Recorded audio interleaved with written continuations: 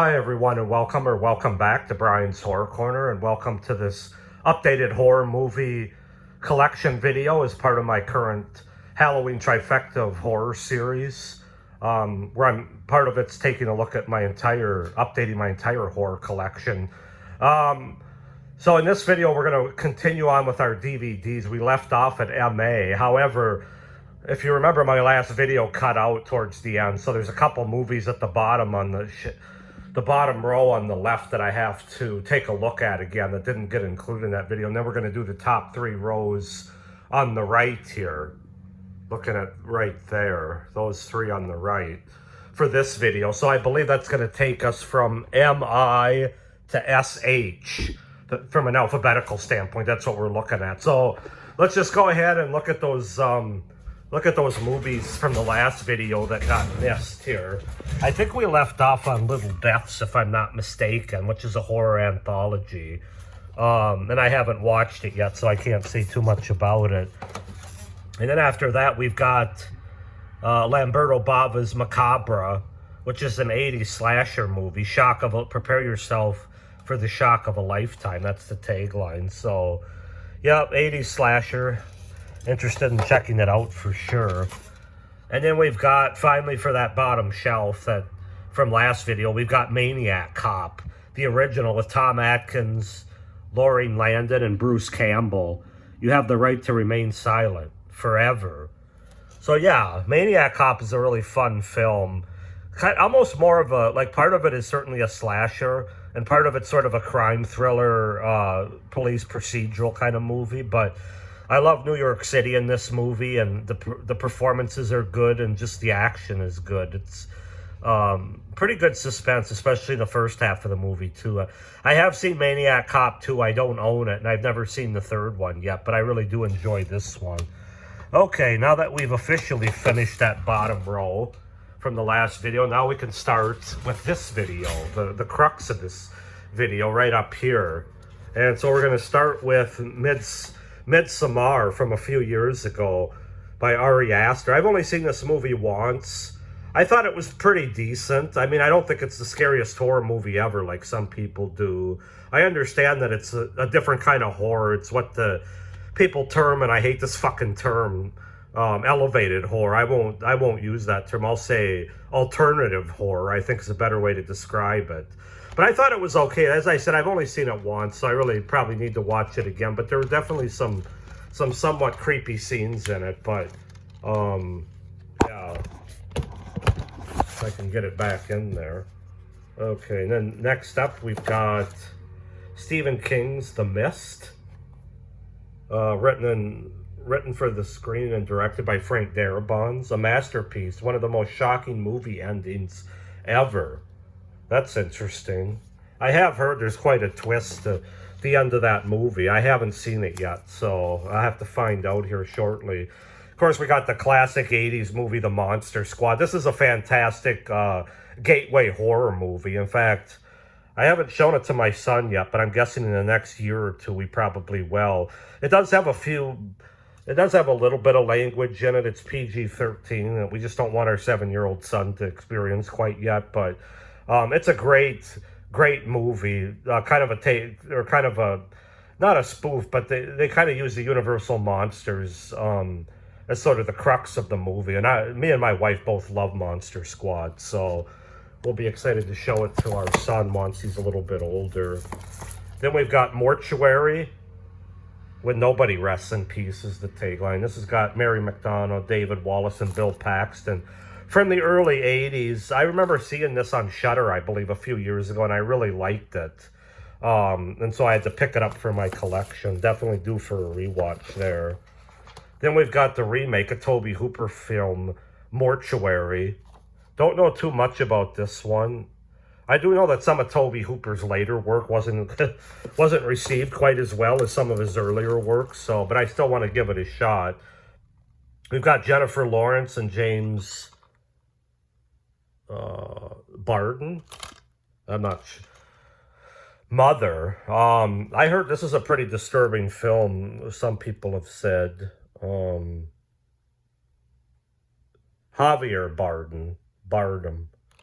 So yeah, got to check out Mother. Haven't seen it yet.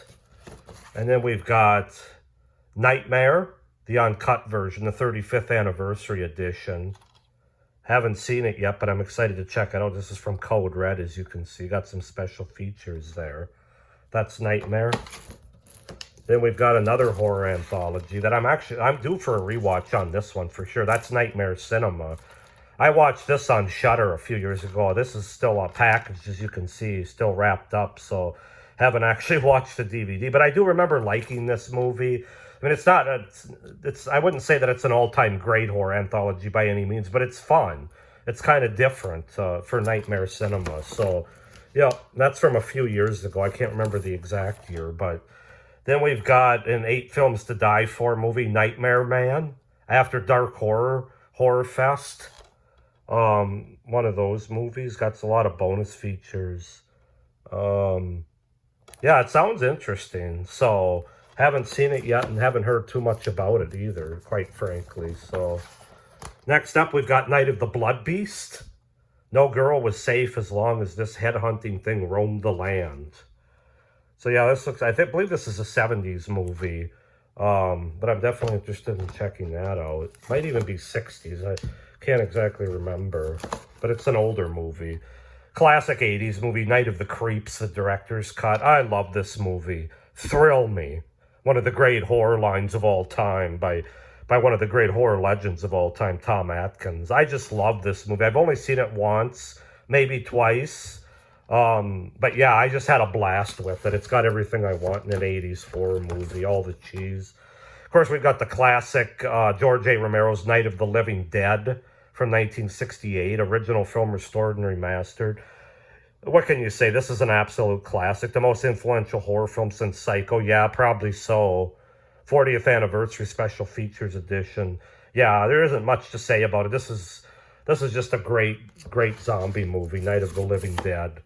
Then we've got Night School, which it's another fairly early, I think 82 or 83 slasher from the 80s. So I don't know much about it. I have to check it out.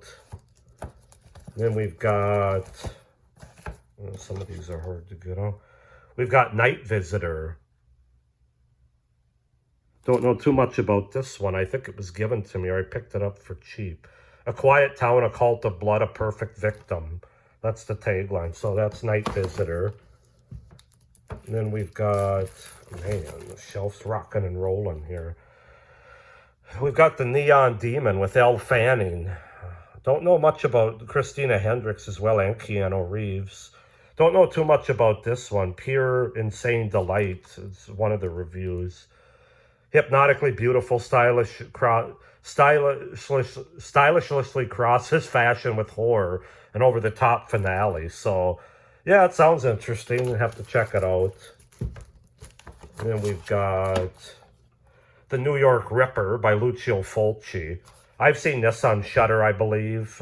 This is a good movie. I enjoy it. The only thing this is the one that's got the Donald Duck voice that comes on the phone. That gets a little old after a while, but there's a reason for it.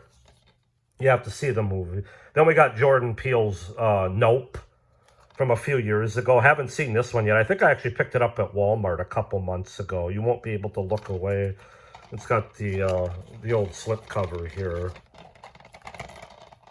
I'm not going to take that down, but so yeah, have to check that out. And then we've got, I picked up The Nun for cheap at Walmart too, just because The Nun 2 is out at theaters, although I still haven't seen that, but I figured I better watch the first one first, even though I hear from most people that it's absolutely boring and not great, but got to check it out for myself. I can't just take people's word for stuff because everybody's got different thoughts. So then we've got Oculus from the producers of Paranormal Activity and Insidious. I believe, who directed this? Mike Flanagan. Yeah, that's right. It's who I'm a big fan of, his directing. I heard this is a really good movie. I have to watch it yet, as I do with most of these movies. And then we've got M. Night Shyamalan's Old, which I did watch and review a few months ago as part of my DVD summer series. It's pretty good from the one-time watch. I remember a really strange film. More of a thriller, I would say, but does have horror elements to it, I guess. So yeah, that's old. Definitely have to give it a rewatch at some point. Then we move down to the second shelf here. We've got Open Water, based on true events. This is a shark movie, obviously. If I saw this it was years and years ago. I obviously haven't watched this version yet that I picked up. And we've got The Orphanage, Guillermo del Toro, or however the hell you say his name. The Orphanage. So yeah, haven't seen that, but I hear it's creepy as hell. So definitely excited to check that one out. We've got some holiday horror with P2 here. This is a really good thriller, like a one location sort of large office setting parking garage thriller. And yeah, this is quite enjoyable. It's at Christmas time, and yeah, I really enjoy P2. Then we've got Panic Room with Jodie Foster. This is another one that was given to me. I don't really know too much about it other than the fact that Jodie Foster's in it, so have to give it a watch here. Then we've got Parasite. I believe this is late 70s, early 80s. It's got Demi Moore in it. It slithers, it slides, it nibbles, it gnaws, it burrows through skin to set mind and body on fire. It's Parasite, and it's coming to get you. Yeah, Demi Moore. So, yeah, I'll have to check that out. It sounds interesting. A young Demi Moore.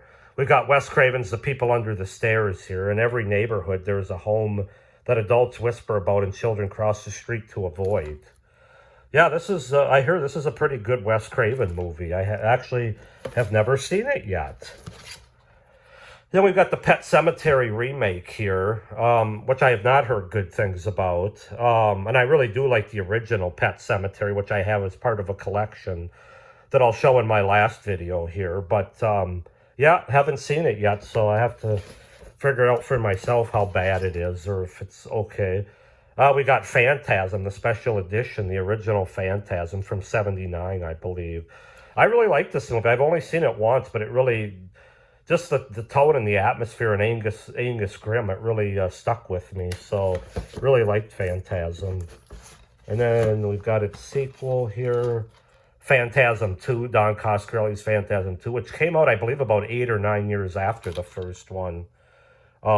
This was a good one, too. I really enjoyed Phantasm 2. They definitely had a bigger budget in this movie.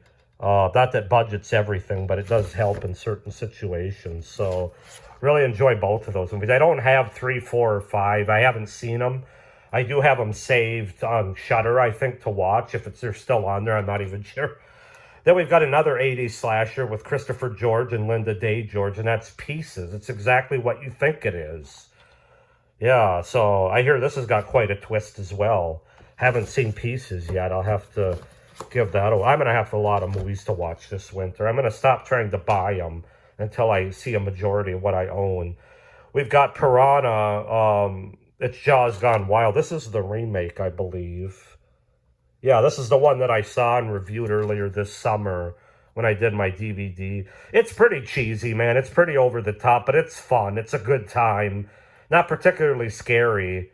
And I think I still prefer the 70s Piranha movie, but it's, for a modern day, it's not bad. It's definitely watchable.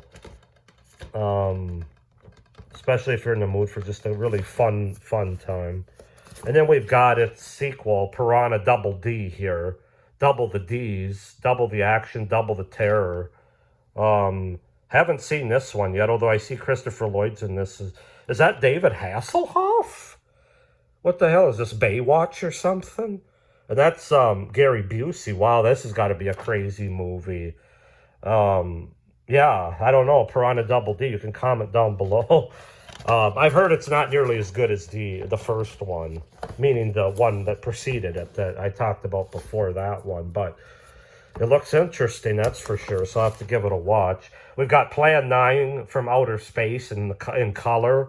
Don't know much about this movie, although it looks like one of those cheesy 50s sort of movies. You know, Ed Wood's classic. So yeah, I've actually had that in my collection from the beginning. I really need to watch that. It's one of the first ones here. Then we've got Poison, a film by Todd Haynes. I believe Grand Jury Prize 1991 Sundance Film Festival. Imaginative and suggestive, takes you places you haven't been, brash and haughty, haunting, witty and effective, a beautiful and atrocious piece of work, touching and original. I thought this was...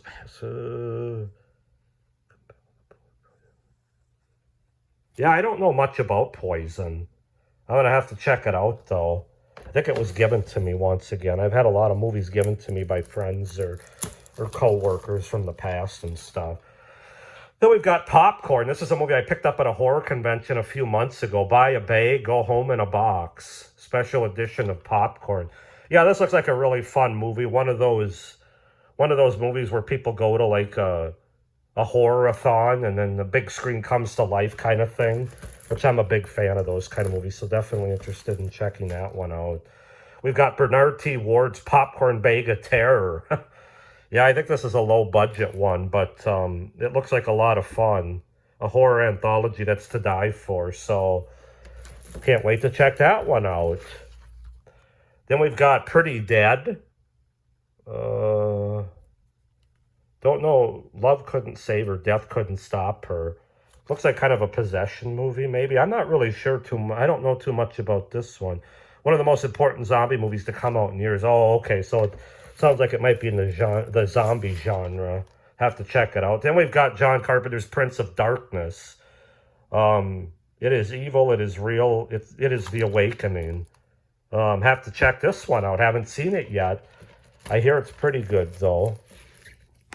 By some people. There's some people that don't like it, too, I've heard. We've got the original Prom Night, the special edition with Jamie Lee Curtis and Leslie Nielsen.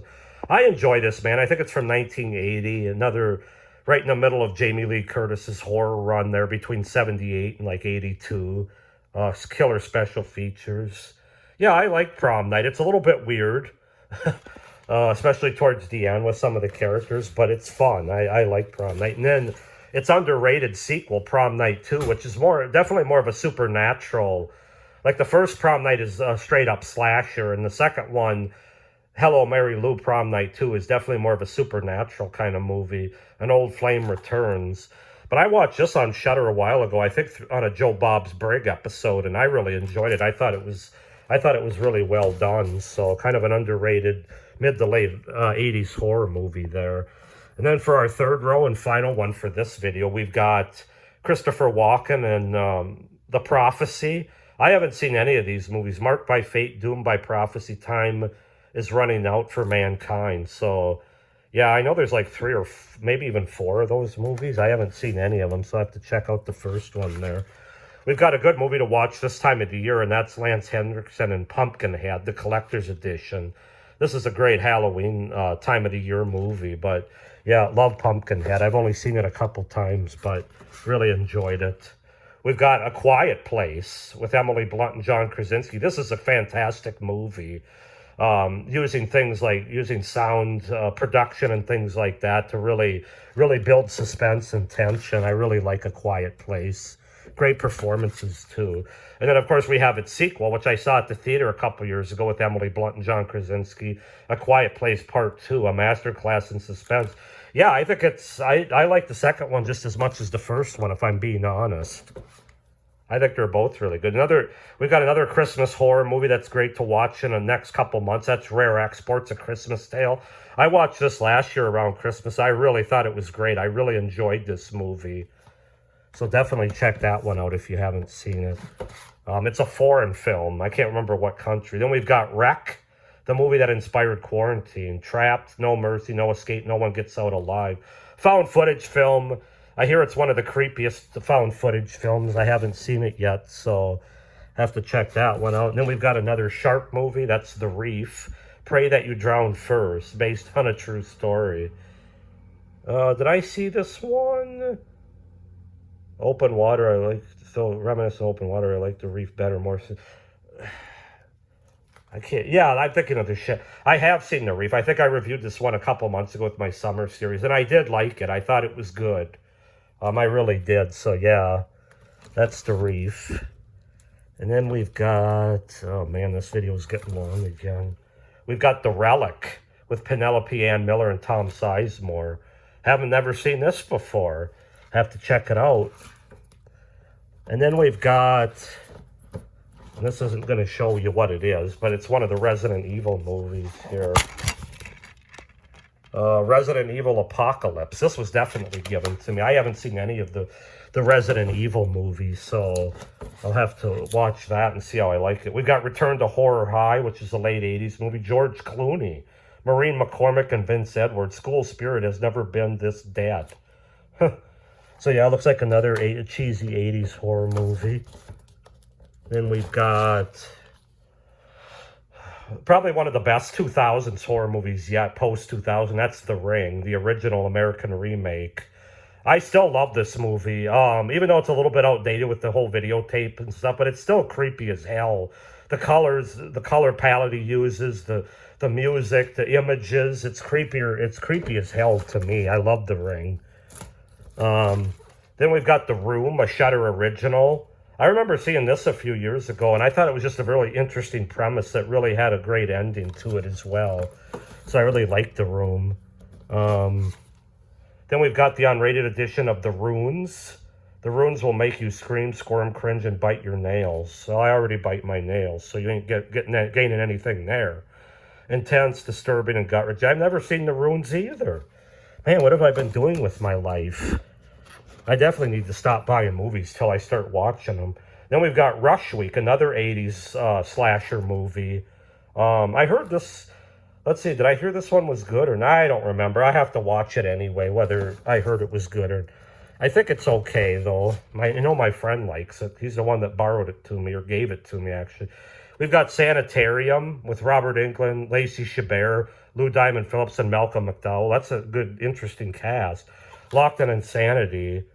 I think I heard this one wasn't that great, though, despite the cast. So it's a horror anthology that I have to check out here. And then we've got Scanners, the original Scanners here, with Michael Ironside. This is great. I really like Scanners. That's the greatest head explosion scene, maybe in the movie history. Certainly one of them. Then we've got the Shudder original Scare Package. This is a slipcover for it. Yeah. I love this movie. This is a horror comedy anthology movie. It's also a good time of the year to watch it around Halloween. I think it's fun. I mean, you can watch it any time of the year, but it's really a good time. I haven't seen Chad's Revenge or whatever, the second one. I heard it was kind of dog shit, though, by most people. Then we've got Scary or Die with Corbin Bleu and Bill Oberst. I heard this one. Well, some people say it's really bad, and some people say it's okay. You can see it got cut off. That's because I had to create this cover again, because I think I just got the DVD. The creation of filmmaker Scary or Die tells the interwoven horror stories that take place in and around the City of Angels. Well, I like the interwoven part. I tend to like those anthologies, so we'll see how well they executed that one. Another movie it's a good time of the year to watch. It's Guillermo del Toro's Scary Stories to Tell in the Dark. Yeah, I've seen this a couple times. It's good. It's like I said, it's good to watch around Halloween because a lot of it takes place around on Halloween, if I'm not mistaken. It's PG-13, but I still think, I haven't read the book, so I can't compare to that, but it just as a movie goes, I thought it was pretty effective. Not overly scary or anything, but... And then finally, for this shelf and this video, we've got the horror Zomcom Shaun of the Dead. I really enjoyed this movie the one time I saw it a few months ago as part of my DVD series in the summer. I thought it was great. I'm a big fan of...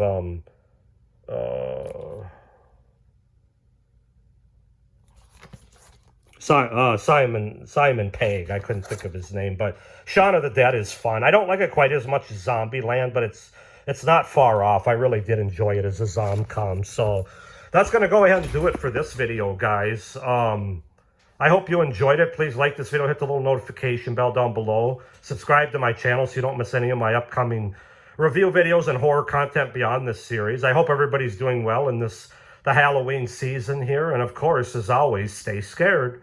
Bye.